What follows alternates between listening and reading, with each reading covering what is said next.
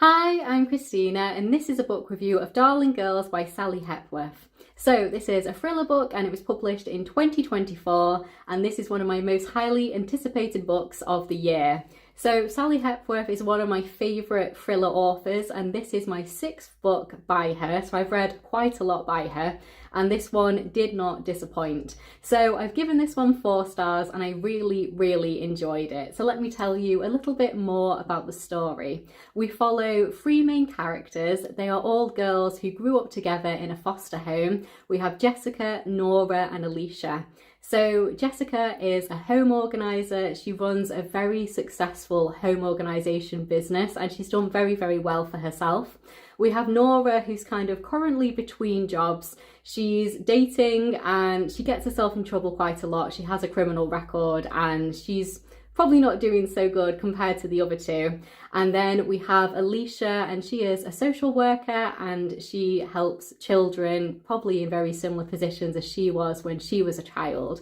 So the 3 of them met in this foster home in the 1990s and they grew up together as sisters, and even though they had a terrible time in this foster home, they found one another and they've developed a great bond with each other and they're really brilliant sisters together and they have a really lovely relationship with the 3 of them.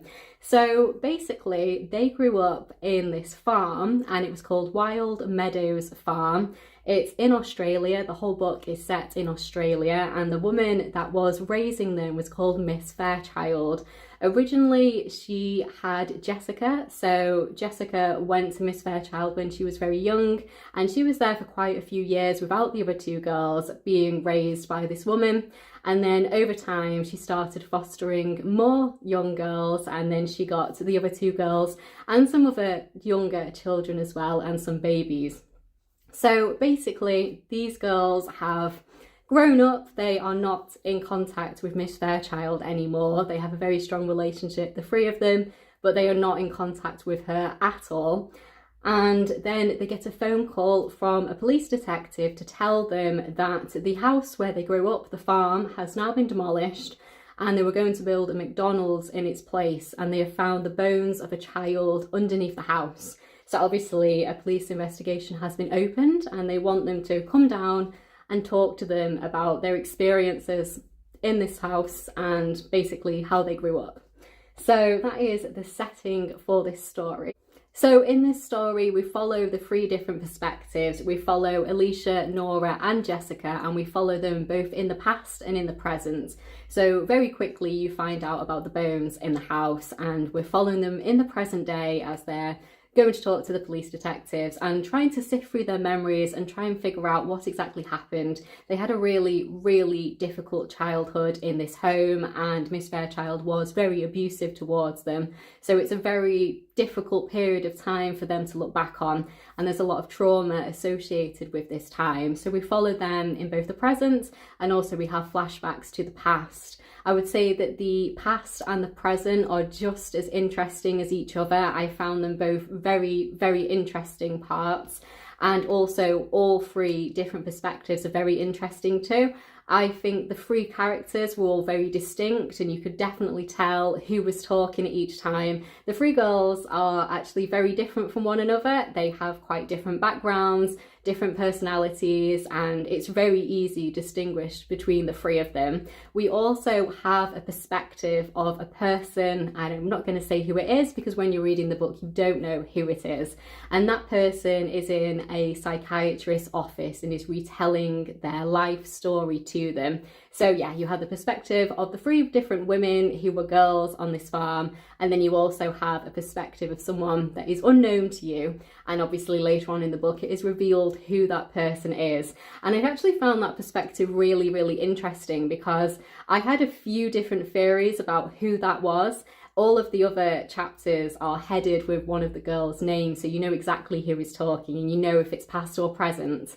But when I was reading that one, I had an idea of who it might be, and I was wrong, which was excellent. And then later on in the story, I did figure out who it was, and I was right. That is the person who it was.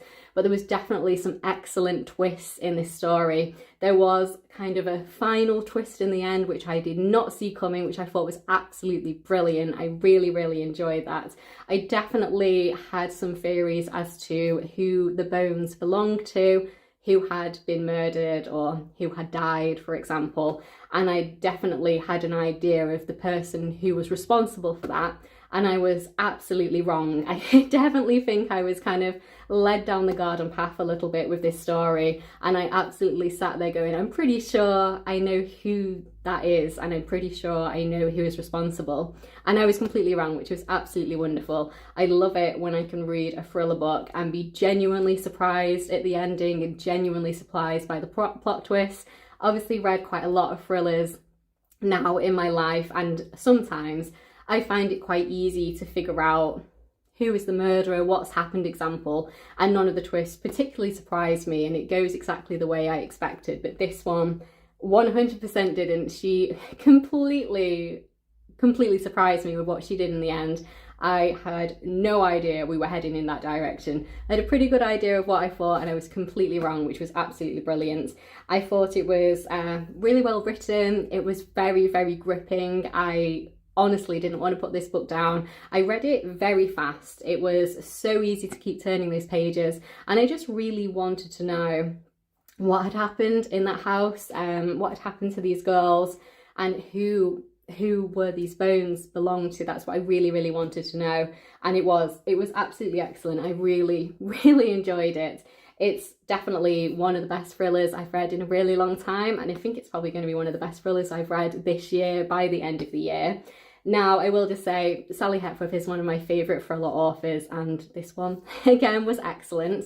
Now, in terms of ranking this one compared to the other ones that I've read by her, as I said previously, this is the 6th book that I've read by her, so I've read quite a lot.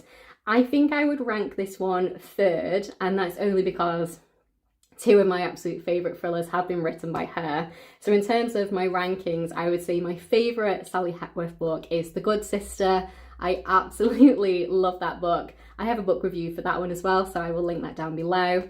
And then my second favourite by her is The Mother-in-Law. I really enjoyed that one. And then I would put Darling Girls 3rd. I thought it was really, really good. I think the other 2 were 5-star reads. This one is a 4-star read. It's still excellent. And then my other rankings, I'm just going to check down there. It would be The Younger Wife and then The Soulmate. So I didn't like those ones quite as much as the others. They were still good reads, but these ones have been really, really good. Yeah, I think the plot twists in this were absolutely brilliant. And I really, really liked the characters, actually. I thought they were very interesting characters. Nora, for example, was very funny. She kind of brought a lot of laughter to the situation. She also had a lot of difficulties with her own kind of anger management, and she definitely is struggling in life with a lot of what's happened in her past. But she's a really funny, lively character. We have Jessica, who is probably the one you would say has done the best for herself on paper, in terms of she has a really successful business. She has probably the most money and the biggest house. So, you know, on paper, she's done the best. But she's definitely struggling with a few things, which I'm not going to mention because of spoilers. But she's definitely, her life isn't as put together as she would have it seem from the outside. And then we have Alicia, who is the social worker, and she's brilliant at her job. She's really, really good at taking care of the children in her care, and she's kind of responsible for placing them in foster homes and in new homes, but also she struggles with her own relationships and kind of opening up to people and being intimate with people. So she kind of struggles on that end too. So yeah, really, really good. Really enjoyed it. I generally always really enjoy the new Sally Hepworth book, and this one absolutely was no exception. I will definitely read whatever she writes next. Like I say, she is one of my absolute favourite thriller authors of all time now, so she's kind of a auto read author for me. So she still has a few books which I haven't read yet, so I will just have a little look at those. I think it's the oldest books that I haven't read by her. So yeah, she's written The Soulmate, The Younger Wife and The Good Sister. I have book review videos for all of those, and she's also written The Mother-in-Law and The Family Next Door, which I've read. So the three I haven't read are the oldest ones, which are The Things We Keep, The Mother's Promise and The Family Next Door. So yeah, I think it'll be really nice to go and read a lot of her backlist. I want to read everything that she's written, so I will definitely get around to reading those 3 books at some stage. But yeah, really like her books. And like I say, if you haven't read anything by Sally Hepworth yet, I would recommend The Good Sister. It's my absolute favourite by her. I think it's a brilliant story. This one is excellent too, if you would like to start with her most recent. And otherwise, I think The Mother-in-Law is also excellent. But really, I don't think you can go wrong with reading any of them first. Although I would say that The Soulmate and The Younger Wife were my least favourite out of all of them.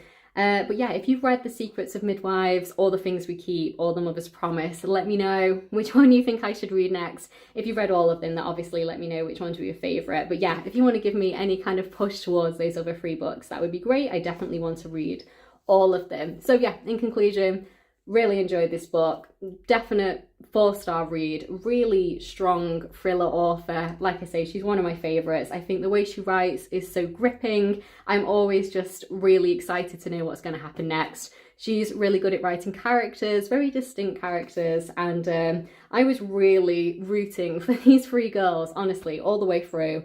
I really connected to them. I thought they'd been through some terrible things, but they were all actually really quite nice people. I know Nora had some issues, but she was still a nice person.